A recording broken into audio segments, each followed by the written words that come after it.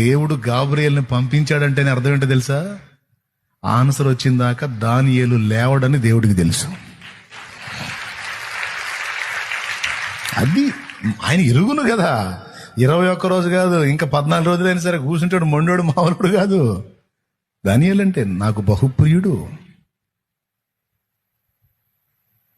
నీకు ఆన్సర్ రాకపోతే ఎందుకు వదిలేస్తావు ప్రార్థనని? అలాగే చెప్తున్నాను, అన్ని విషయాల కోసం ప్రార్థన చేయటం ఉంది, ఒకే అంశం కోసం పోరాటం కూడా.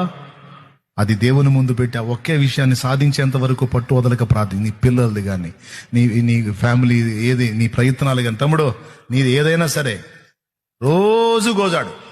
ఇసుగు పుట్టాలి లేసైకి. రోజు నాకు తెలియదు దాని సంగతి తేల్చని కూర్చో. ఖచ్చితంగా నీకు అటో ఇటో తేల్చకపోతే అప్పుడు అడుగు. ఆయన ఉన్నవాడు, ఆయన సజీవుడు, ప్రార్థనకు జవాబు ఇచ్చేవాడు. ఖచ్చితంగా తెలుస్తాడు. నేను చాలా పొందుకున్నాను.